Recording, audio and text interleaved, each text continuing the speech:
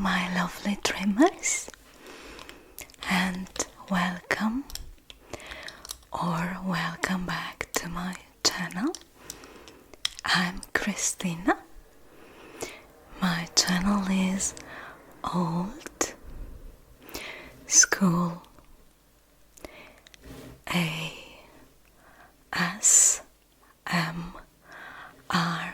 Sounds.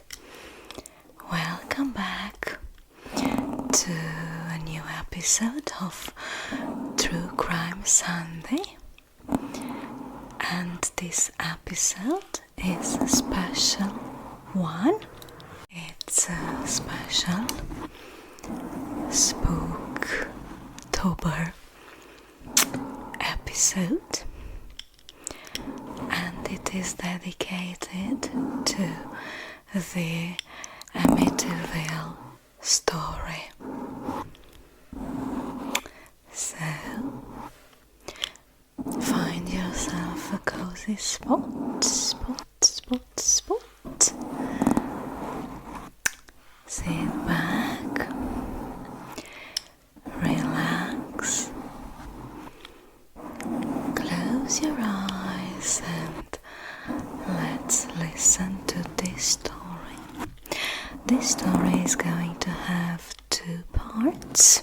One is about the facts, the real things that happened in that house, and the other one, the next one, it will be about the haunting, and we'll try to find out if the haunting was real or it was a hoax created in order to get some financial advantages.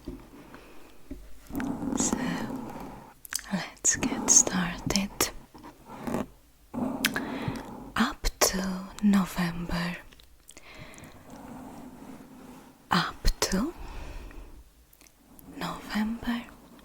13, 1974, a certain house in Ocean Avenue 112 in Long Island, New York, had been just a suburban, beautiful house,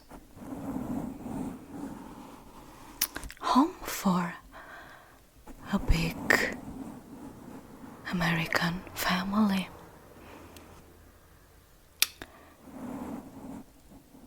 This house is particularly beautiful. It's a Dutch colonial house, but it is the source of inspiration for thousands of horror movies and books. And this very house put the community of Amityville on the map, and not for good reasons, because in November 13, 1974, Ronald DeFeo Jr., also called Butch, slew his entire family and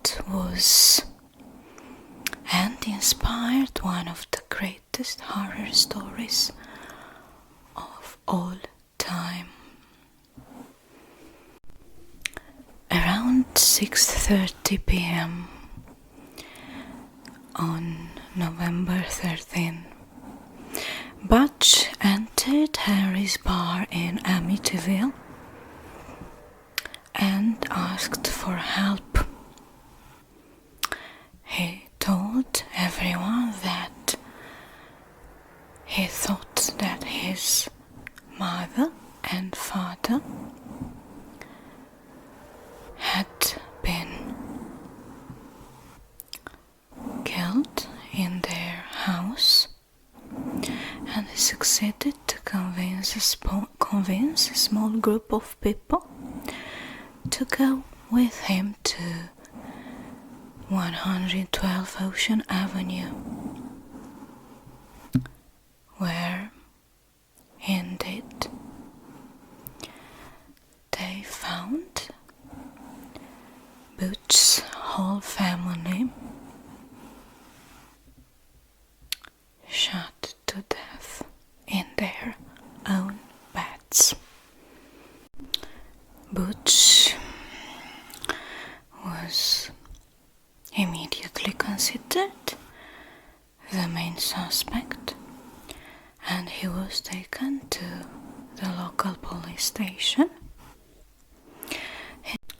He admitted killing his family, but invoked insanity. He indeed had an antisocial personality disorder, and on November 21st, 1975, DeFeo was found guilty on 6 counts of second-degree murder. On December 4th, 1975, he was sentenced to 6 sentences of 25 years to life in prison.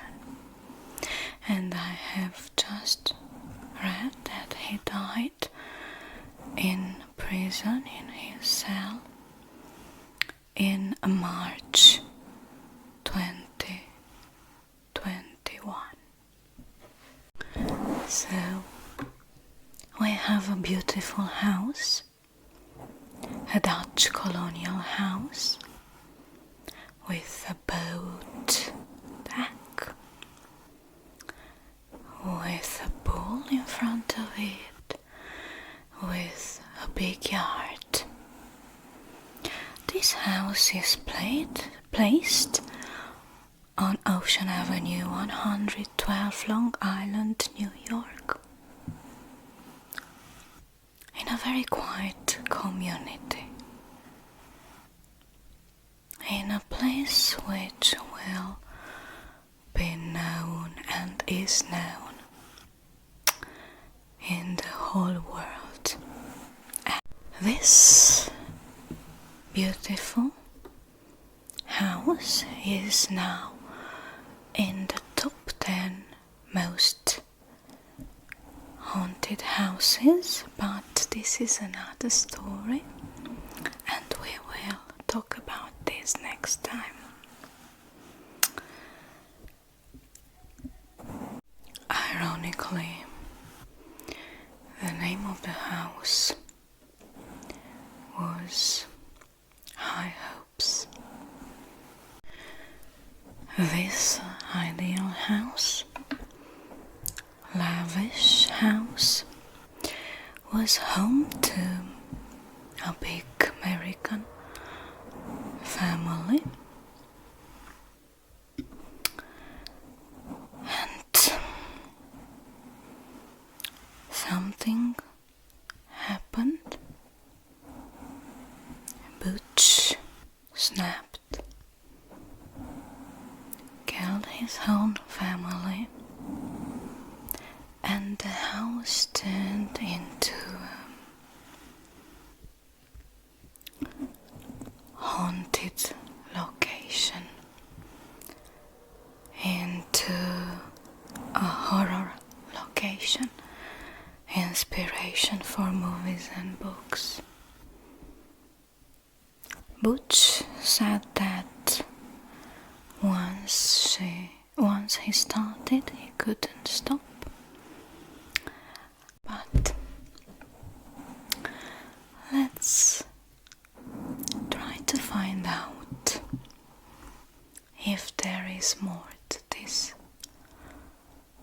disturbing story. Big Ronnie, the father, Ronald Joseph DeFeo, called Big Ronnie, was born on the 16th of November 1930. He was a very handsome man, and he attracted the attention of Louise Marie Brigante, who was born on November 3rd, 1931, daughter of Michael and Angela Brigante. Louise was extremely beautiful, and she wanted to become a model. She wanted to follow a career in modeling. But she met Ronnie, who was a very handsome man. They fell in love and decided to get married. But her parents didn't really like Ronald and refused to give her their blessing. She got pregnant, they had to get married, and the parents cut all ties with the newlyweds. Her parents, they were extremely sad, and probably they thought that their daughter, their beautiful daughter, deserved a better man, a better person as her husband, and we will know that unfortunately they were right. So they got married. Her parents refused to keep in touch with them, help them or anything until September 26, 1951, when Ronald Joseph Jr. was born. Butch. Butch was a trouble kid. He was extremely overweight, and he was bullied at school. He was called names. His colleagues made fun of him, called him names like Bucky Beaver or the pork chop. He was bullied at school, and the atmosphere in his parents' house, in his house, was not a very happy one.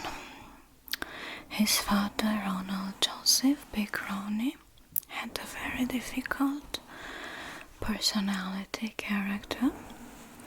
He was 1 minute the happiest man in the world, the next minute he got very angry, and he abused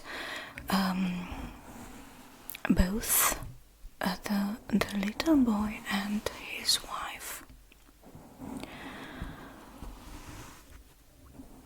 On July 29th, 1956, Louise gave birth to Dawn Teresa, a sister to Butch. On August 16, 1961, it was born Alison Louise.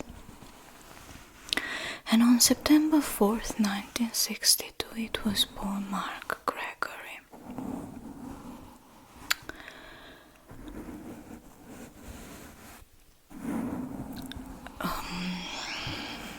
as I have told you, the atmosphere in the house was very intense. It wasn't a happy marriage. Big Ronnie was an abuser. He got angry very easily and used to hit and punish, slap and punch his wife and his children. And at a certain point, Louise considered that she had enough and left her husband. But Big Ronnie co-wrote a song for her, and she got smitten to that song, and she returned to him. He promised that he would change, become a better husband and father. But he didn't, of course. So Louise returned to her husband because she was impressed by a love song written to her in which Ronnie declared his love for her. And on the 24th of October 1965, another child is born, another boy, John Matthew. They all lived in an apartment in Brooklyn, New York. It was a nice apartment, but too small for such a big family. And Michael Brigante, Louise's father, decided to buy a proper house for them. A house that would be the perfect home for the children, with a big yard and a pool. And so they found the Amityville house, the beautiful Dutch colonial house, and Michael Brigante bought the house for them. The whole family moved in that beautiful house and began a new life there. Butch was 14 at the time, and apparently they seemed to be a very normal family. They had some friends. They met regularly, spent evenings together, spent holidays together. But after the doors of the house closed, the life of the family wasn't as ideal as it seemed from the outside part of the world. Big Ronald was a controlling, violent person who had some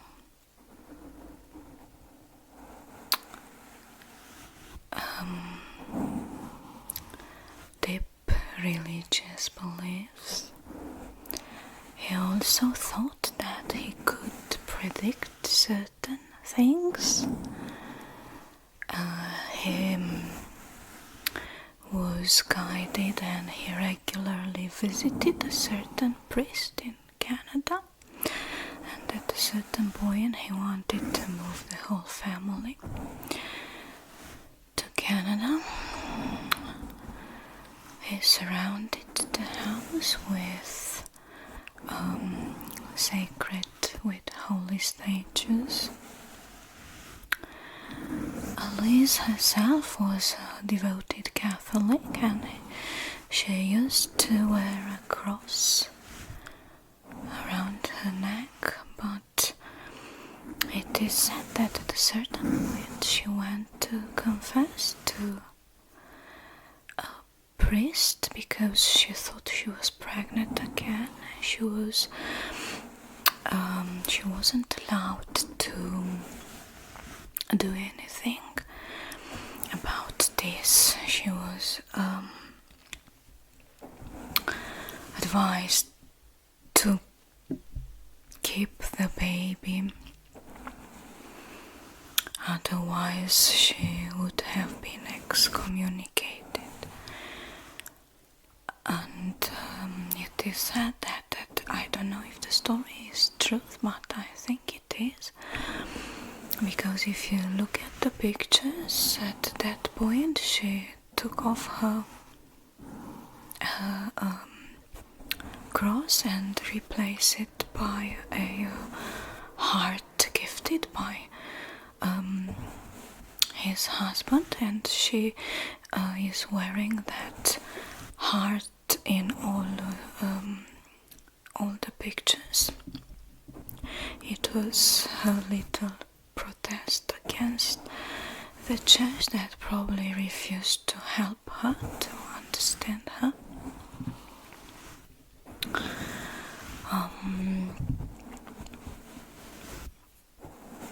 Big Ronnie alternated very loving and caring moments with moments of extreme violence.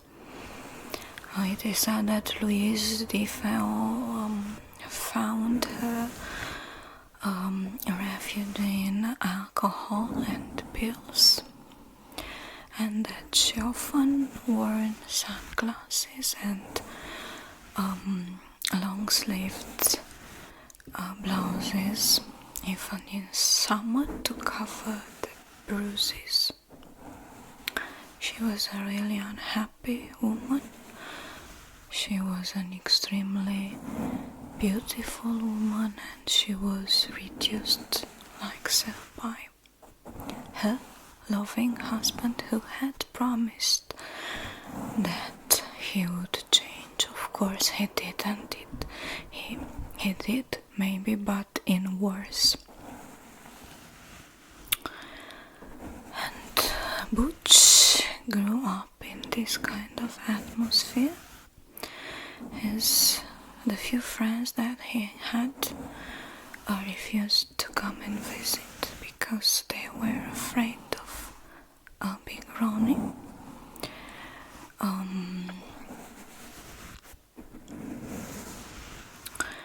And Butch started arguing on daily basis with his father. It is said that at a certain point he pointed a gun against his father. He began a very sad and troubled young man. He started abusing different substances, and he was expelled from high school. And his parents tried to. His mother was so passive, and I thought that at a certain point she just didn't care any longer. They tried to make a Butch attend a shrink, but he didn't help too much. And after violent moments Boots, his father gifted him different things, very expensive things.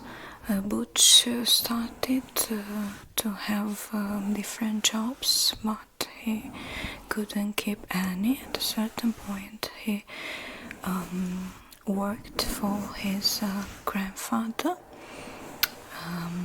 His grandfather was practically the one who supported the whole family. Big Ronnie himself worked for Michael Brigante for the dealership, and it is also said that he embezzled large sums of money from his father-in-law. And Butch also worked there doing errands and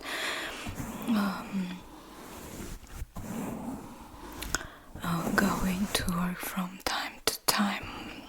He didn't really need to work because he got a lot of money and everything he needed from his parents.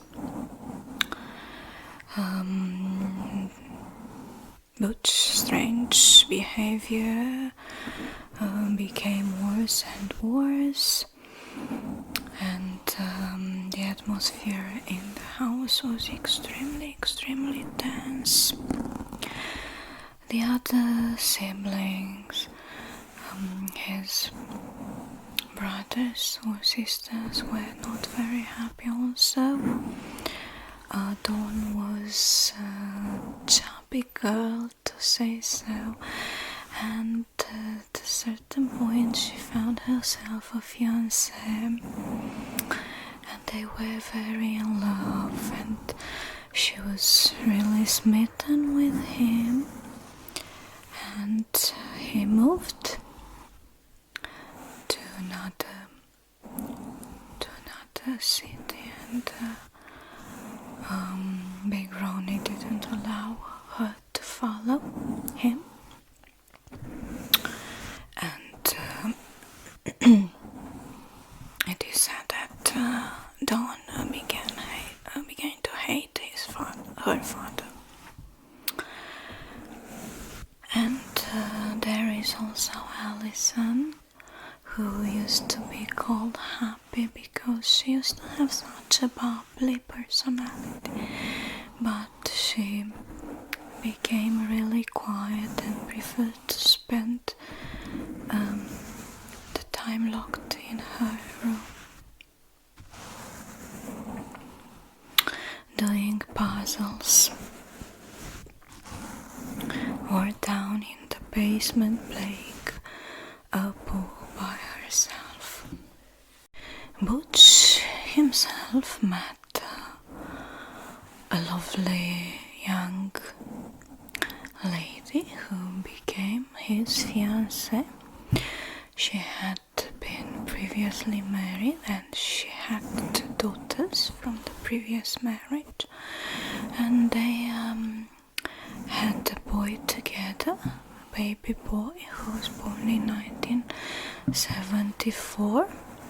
And Butch, when his fiancée, who later on became his wife, when she got pregnant, Butch decided to leave the house with the whole atmosphere behind, and he moved with his fiancée. But Big Ronnie didn't allow him to leave the house, to leave the home, to leave the family. Came after him and told him that his fiancée was not good for him, that she had already had 2 daughters from the previous marriage, and that his place is together with his family, and that if he hadn't returned to their house, he would have refused to give him any money. And Butch spent half of his time with his family and the rest of the time with his fiancée. And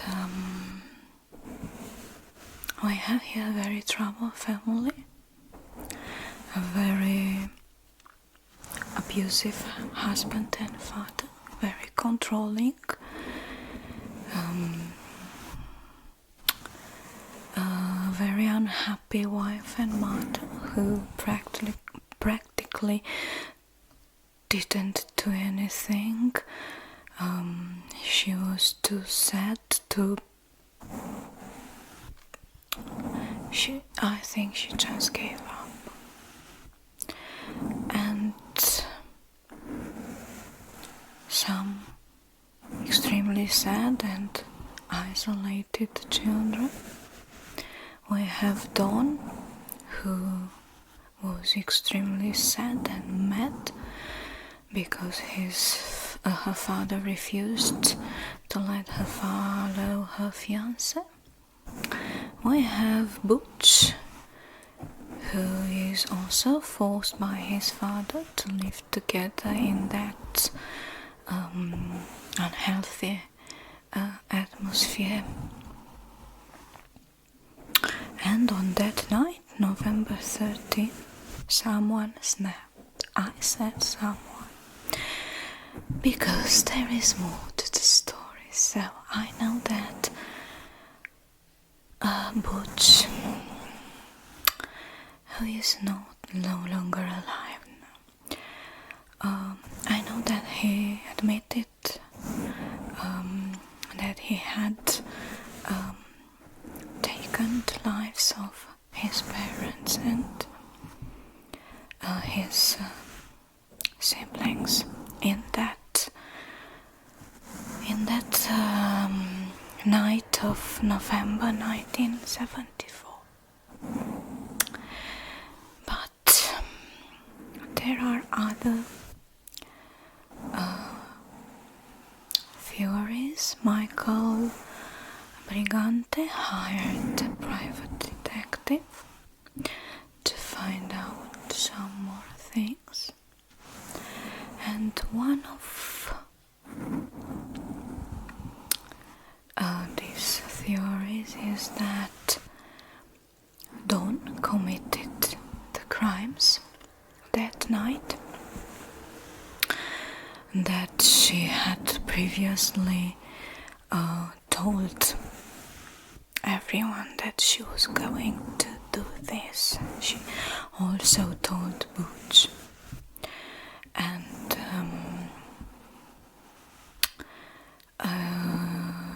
it was considered in the beginning that there was more than one person, because nobody fought for his or her life. They were all placed face down.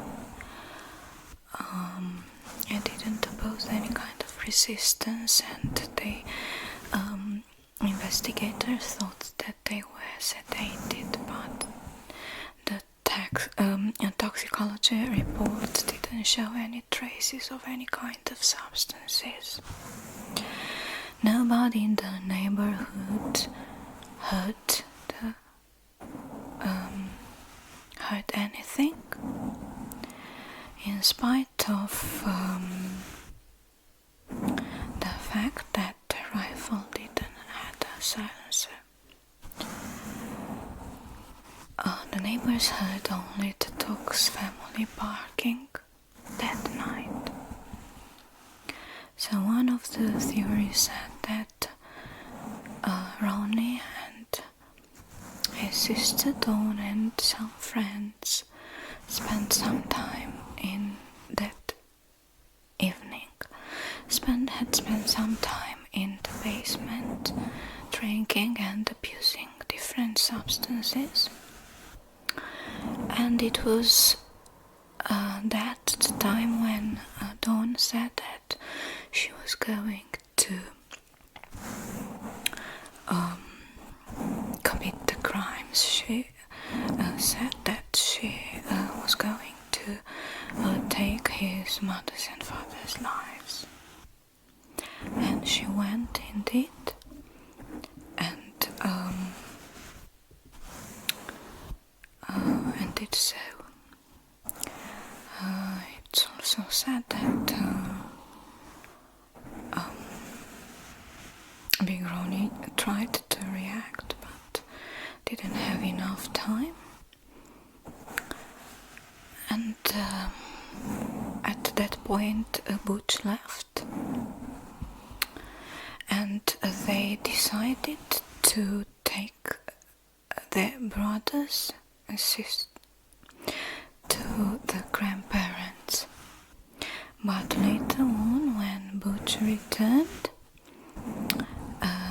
he found out that Dawn had already shot the other members of the family also.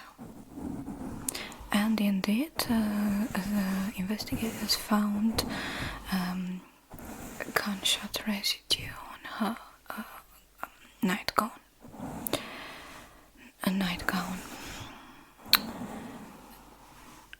This is just a supposition, a theory.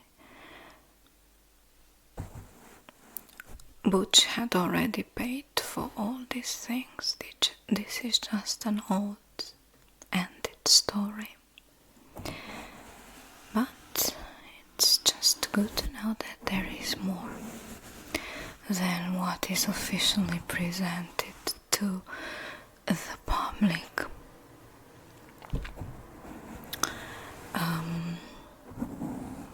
When Butch returned to the house, she found his sister with a rifle in her hand, and they fought. And that was the point when he accidentally shot her.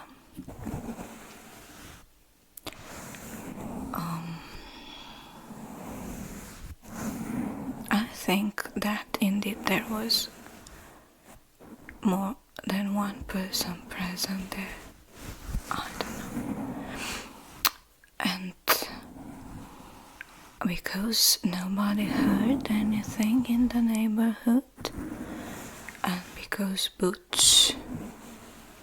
it is said that Butch committed all these crimes by himself, and that his victims were turned face down in their own beds without fighting. And it is said that maybe something evil guided and helped him do all these crimes. But later in prison he said that there is no devil, I am the devil. So, and this is the real story.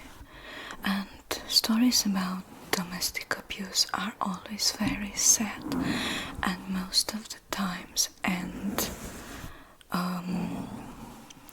this way. So Butch was just a troubled kid who was bullied at school, who was abused at home,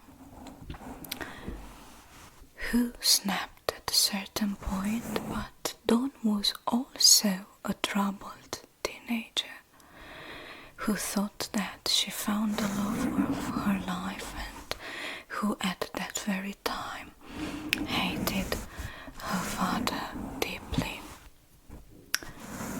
Only they knew the truth, and well, the only thing that we can do is to make suppositions. So let me think in the comments below what is your opinion. And I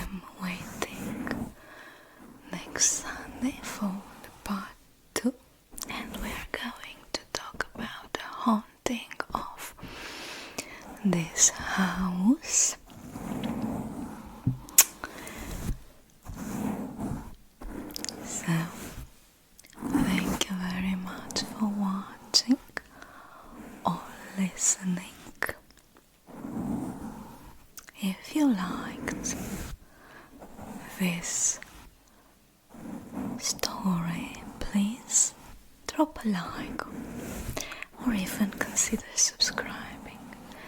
Thank you very much. Again, see you next time. Bye.